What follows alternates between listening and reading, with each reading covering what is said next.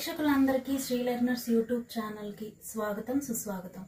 ముందుగా అందరికీ క్రోధినామ సంవత్సర శుభాకాంక్షలు. క్రోధినామ సంవత్సర ఉగాది శుభాకాంక్షలు. మనకున్న సందేహాలను నివృత్తి చేసుకోవడానికి మన ముందు ఉన్నారు శివశ్రీ రాజ్ కుమార్ శర్మ గారు. మన ముందు ఉన్నారు. మనకున్న సందేహాలని నివృత్తి చేసుకుందాం. గురువు గారు నమస్కారం. నమస్కారం. ఓం శ్రీకాంతో మాతులో యస్య జననీ సర్వమంగళా జనకస్య శంకరో దేవో వందేహం తం కుజరాణం. ముందుగా ప్రేక్షకులకి భక్తులందరికీ కూడా క్రోధినామ సంవత్సర శుభాకాంక్షలు. మొదటిగా మనకు ప్రతి ఒక్కరికి ఉండే ప్రశ్న ఏంటంటే ఉగాది అంటే ఏమిటి? ఇది కొంతమందికి తెలిసుండొచ్చు, తెలిసుండకపోవచ్చు. తెలియని వారి కోసం మనకి సందేహాన్ని నివృత్తి చేసుకుందాము. గురువుగారు, ఉగాది అంటే ఏమిటి? చాలా మంచి ప్రశ్న. ఉగాది అంటే ఒక యుగాన్ని ఆరంభించేది అని ప్రారంభం. మనకి చాలా మంది తెలుగులో నూతన సంవత్సర శుభాకాంక్షలు అని చెప్పాలి అంటే ఎప్పుడు చెప్పాలి అంటే అది ఈ రోజు మాత్రమే చెప్పాలి. చాలా మంది తెలియకుండా ఈ యొక్క వెస్టర్న్ కల్చర్కి ఫాలో అయిపోయి న్యూ ఇయర్ వచ్చే వరకు హ్యాపీ న్యూ ఇయర్ అని అర్ధరాత్రి 12కి చెప్తుంటారు. తప్పన్నమాట. అలా చేయకుండా ఉగాది నాడు చేసే పండుగే అప్పటి నుంచే మనకి నూతన సంవత్సరం ఆరంభమవుతుంది అని చెప్పి సూచన. ఇలా మనకి ఉగాది సంవత్సరము అంటే పలానా తారీఖు ఈ తిథిలో ఉగాది వస్తుందని ఎలా తెలుస్తుంది గురువుగారు? ముఖ్యంగా ఇది చాలా గొప్ప ప్రశ్న. ఎందుకంటే చాలా మందికి తెలియదు. అశ్విని నక్షత్రంతో ప్రారంభమయ్యేది ఆశ్వీజ మాసం, చిత్తా నక్షత్రంతో ప్రారంభమయ్యేది చైత్ర మాసం. మరి చైత్ర మాసంలో నుంచే ఉగాది అనేది ఆరంభమవుతుంది. మరి అదేంటండి? అయితే ప్రారంభమైతే అశ్విని నక్షత్రం నుంచి కావాలి, మరి చిత్తా నక్షత్రం నుంచి అంటే ఏదైనా విషయంగా చైత్రం మనకి 6 ఋతువులు ఉంటాయన్నమాట. అలా చైత్రము, వైశాఖం ఇలా ఒక్కొక్క నెల నుంచి ప్రారంభమయ్యేదే మనకి 12 మాసాలు ఉంటాయి, 12 రాశులు ఉంటాయి. ఈ యొక్క నక్షత్రంలో మొట్టమొదటిగా ఆరంభమయ్యేది చిత్రా నక్షత్రం నుంచి కాబట్టి ఆ చిత్రా నక్షత్రం నుంచి వచ్చే మాసం చైత్ర మాసం కాబట్టి చైత్ర మాసం నుంచి సంవత్సరం అనేది ప్రారంభమవుతుంది అన్నమాట. ఇంకొక ప్రశ్న గురువు గారు, ఇప్పుడు ప్రతి సంవత్సరం ఉగాదికి ఒక్కొక్క పేరు ఉంటుంది. ఈ సంవత్సరం క్రోధినామ సంవత్సర ఉగాది అని అంటాం. ఇలా పేర్లు అనేది ఎలా పెట్టడం జరిగింది? అంటే ముఖ్యంగా క్రోధి అనే వరకు క్రోధంగా ఉంటారేమో అని చాలా మంది అనుకుంటుంటారు. లలితా శాస్త్రంలో గొప్ప శ్లోకం ఉంది. నిష్క్రోధ క్రోధ సమని నిర్లోభ లోభనాశిని నిశంశయ సంశయగ్ని నిర్భవ భవనాశిని అని. చాలా మటుకు క్రోధం అనేది మనుషులకు ఉండాలి. అందుకనే రామచంద్ర ప్రభువు లాంటి వాడి గురించి చెప్పేటప్పుడు వాల్మీకి మహర్షి నారద మహాముని ఒక ప్రశ్న అడుగుతాడు. కోన్వస్మిన్ సామ్రతంలోకి గుణవాన్ కస్య వీర్యవాన్ ధర్మజ్ఞశ్చ కృతజ్ఞశ్చ సత్యవాక్యో దృఢకృత చారిత్రేయుచ కోయిత సర్వభూతేషు కోయిత విద్వాన్ సమర్థస్య కస్యైక ప్రియదర్శన అని 16 గుణాలు అడుగుతాడు.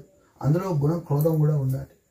ఏమిటయ్యా క్రోధం అంటే మనకి ఎప్పుడు ఆవేశంగా ఉండాలో అప్పుడు ఉండాలి. ప్రతిదానికి ఆవేశపడుతూ ఉండడం మంచి లక్షణం కాదు. కోపాన్ని కూడా తెచ్చి పెట్టుకోవాలి.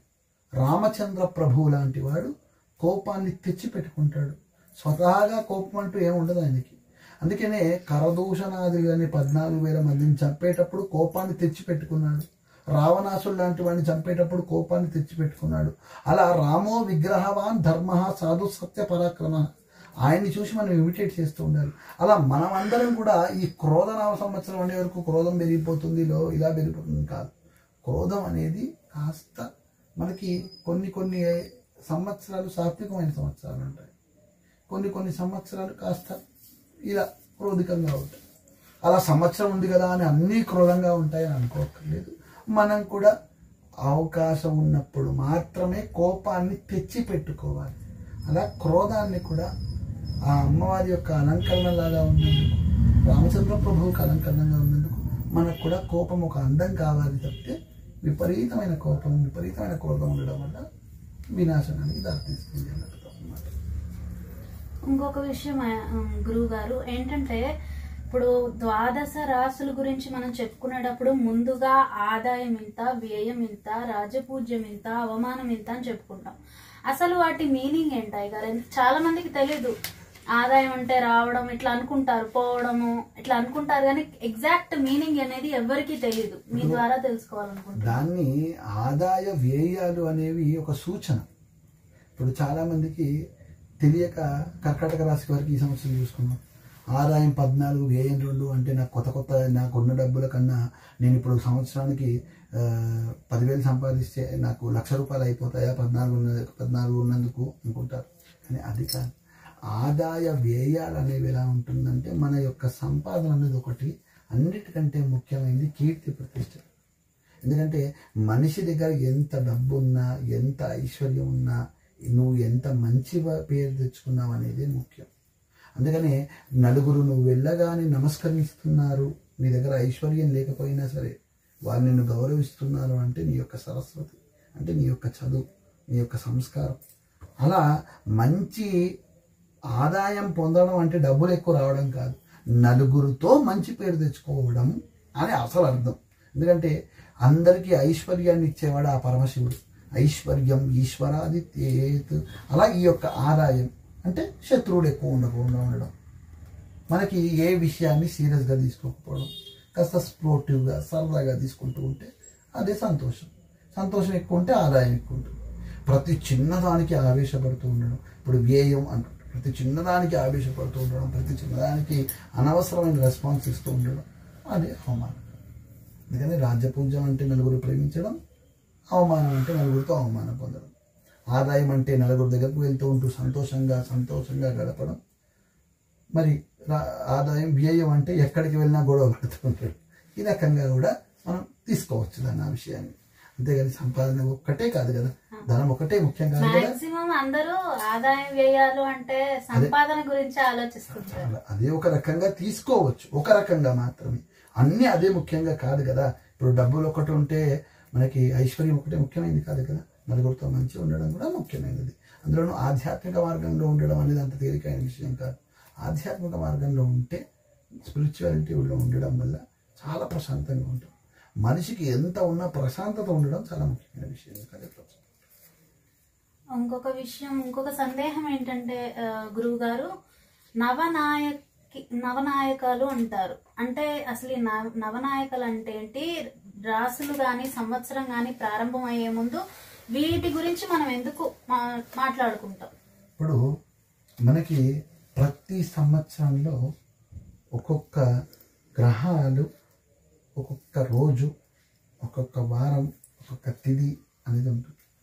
ముఖ్యంగా మనం చూసుకున్నట్టయితే ఏ సంవత్సరం రోజైతే, సంవత్సరంలో ఏ రోజునైతే ప్రారంభమవుతుందో ఆ రోజు అధిష్టాన దేవుడు రాజుగా ఉండిపోతాడు.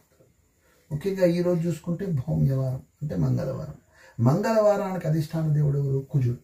అందుకనే ఆయన నుంచి ప్రారంభమైంది కాబట్టి ఆయన రాజు. మరి కుజుడు నవనాయకాలు అంటే ఏంటంటే 9. మరి ఇందులో మొట్టమొదటిగా రాజు కుజుడయ్యాడు.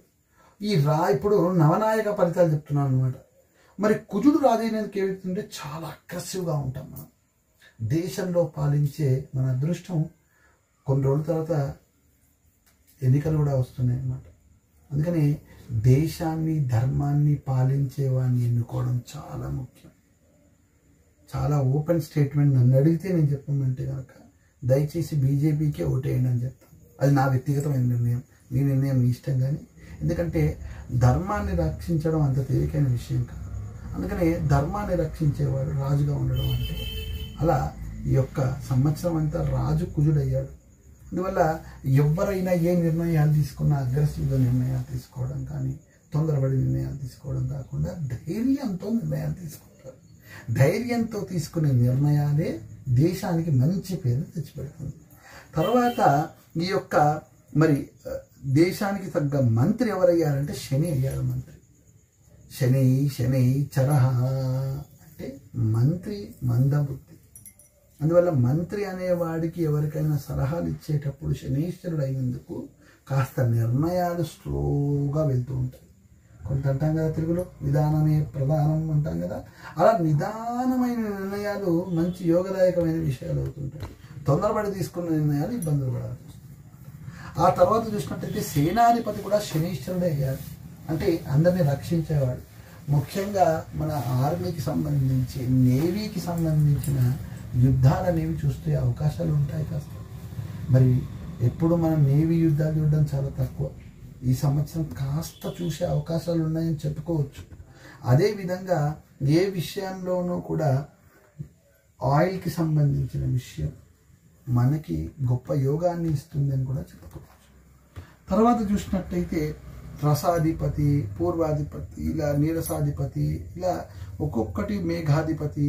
ముఖ్యంగా మనం మేఘాధిపతి కూడా శని అయ్యాడు అన్నమాట. అంటే మంచి సకాలంలో వర్షాలు రావడం కానీ జరుగుతుంది. మంచి రైతులకు చాలా బాగా ఉంటుంది, పంటలు బాగా మంచిగా పండుతాయి. తర్వాత రసాధిపతి గురువు అయ్యాడు. ఇక్కడ గురువు రసాధిపడం కావడం వల్ల ముఖ్యమైన మనకు దేవగురువు యొక్క అనుగ్రహం కలగడం వల్ల ఎవ్వరికి కూడా ఎకనామిక్ క్రైసిస్ అనేవి ఉండవు. ఎకనామిక్ క్రైసిస్ అంటే రిసెషన్స్ రావడం, ఉద్యోగాలు పోవడం, చాలామంది ఇబ్బందులు పడడం అలా ఉంటుంది. అలా ఉండకుండా అందరికీ మంచి యోగదాయకమైన పనులు ఉంటాయి. తర్వాత పురోహితుడు కుజుడయ్యాడు ఈ సంవత్సరం. అలా పురోహితుడు కుజుడు అవ్వడం అంటే, పురం అంటే ఒక గ్రామం, హితం అంటే క్షేమం కోరుకునేవారు అని. మరి ఇలా యొక్క కుజుడు యొక్క అనుగ్రహాన్ని కూడా పొందుతూ అందరూ కూడా చాలా విశేషమైన యోగాన్ని, రైతులకు చాలా బాగా ఉంటుంది ఈ సంవత్సరం. మంచి ఆయుర్దాయం, మంచి ఐశ్వర్యం కూడా వాళ్ళకి కలుగుతుంది అన్నమాట. వినాయక పథకాలు. గారు, ఉగాది అంటే ఏమిటి? ఆ రోజు మనం చేయవలసిన అంటే ఆ రోజు మనం ఎలా కార్యక్రమం ఉగాది అంటే అమ్మ ముఖ్యంగా ఉగాది నాడు పంచాంగ శ్రవణం పుణ్యం సర్వపాప వినాశనం. పంచాంగం వినాలి. ఉగాది రోజు ఉదయాన్నే సూర్యోదయ పూర్వమే లేచి తలారా స్నానం చేసి ఆ రోజు ఖచ్చితంగా కొత్త బట్టలు కట్టుకోవాలి. అందుకే మన తెలుగులో ఒక గొప్ప సామెత ఉండేది, ఉన్ననాడు ఉగాది లేనాడు శివరాత్రి అని. అంటే ఉగాది నాడు విశేషమైన పిండి వంటలన్నీ వండుకోవాలి, కొత్త బట్టలన్నీ కొనుక్కోవాలి, కొత్త బట్టలు, నూతన వస్త్రాలు వేసుకోవడం, విశేషమైన పిండి వంటలు తినడం ఒక మంచి పండుగ జరుపుకోవడం. ముఖ్యంగా ఈరోజు ఏ దేవుడు ఆరాధన చేయాలి అంటే ఏ దేవత ఆరాధన అయినా చేయొచ్చు. ఎందుకంటే ముఖ్యంగా ఉగాది రోజు పలానా దేవుడు పూజ చేయాలని ఎక్కడా లేదు. మీరు చూస్తే వినాయక చతుర్థి నాడు వినాయకుడు పండుగ చేస్తాం. దేవి నవరాత్రులు అమ్మవారి యొక్క ఆరాధన చేస్తూ ఉంటారు.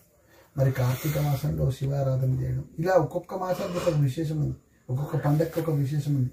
ఉగాదికి ఏం విశేషం ఉంది? ఇష్టదేవతని, కులదేవతని ఆరాధన చేయండి అని శాస్త్రం చెప్తుంది. ముఖ్యంగా ఉగాది నాడు పంచాంగం వినాలి అంటారు. పంచాంగం అంటే తిథి, వార, నక్షత్ర, యోగ కర్ణాన్ని పంచాంగం అంటారు. ఈ యొక్క పంచాంగ శ్రవణం విన్న తర్వాత వాళ్ళందరూ కూడా, ముఖ్యంగా చాలామంది ఈరోజు ఏం చేస్తారు, ఉగాది పచ్చడి అంటుంటారు. అసలు అది పచ్చడి కాదు, ఉగాది ప్రసాదం. చాలామంది తెలియక అదే అన్నంలో కలుపుకునే పచ్చడి అనుకొని అది దాని కూడా పచ్చడి అని పేరు వచ్చింది అనుకున్న వాడుక నామంలో. కానీ దాన్ని ప్రసాదం అంటారు. దాంట్లో వేయాల్సిన ద్రవ్యం ఏంటయ్యా? మనం వేయాల్సిన ద్రవ్యం అంటే 4 ముఖ్యమైన ద్రవ్యాలు ఉన్నాయి. ఒకటి వేప పువ్వు, రెండోది మామిడి, స్ఫటిక బెల్లం, మనకి చక్కెర అంటారు దీన్ని. చాలా మటుకు చక్కెర అంటే స్ఫటిక బెల్లాన్ని మాత్రమే చక్కెర అంటారు. అది దొరకకపోతే గుడం అంటే బెల్లం వేయాలి. దీని తర్వాత మనం వేయాల్సింది ఏమిటయ్యా అంటే చాలా ముఖ్యమైన పదార్థం, చాలామంది వేయని పదార్థం, చాలా ముఖ్యంగా వేయాల్సింది ఆవు నెయ్యి. ఆవు నెయ్యి తప్పకుండా వేయాలి. అసలు ఇవాళ రేపు ముఖ్యమైన పదార్థం ఆవు నెయ్యి. అది మాత్రం ఉగాది పచ్చడిలో వేయకుండా తీసుకుంటారు చాలా మంది.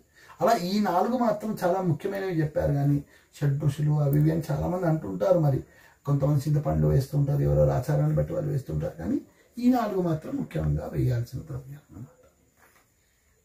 సరే గురుగారు, ఇంకా తర్వాత ద్వాదశ రాశుల గురించి తెలుసుకుందాం. స్వస్తి ప్రజాభ్య పరిపాలయంతాం న్యాయేన మార్గేణ మహీన్ మహీషా గోబ్రాహ్మణేభ్యః శుభమస్తు నిత్యం. లోకాః సమస్తాః సుఖినో భవంతు.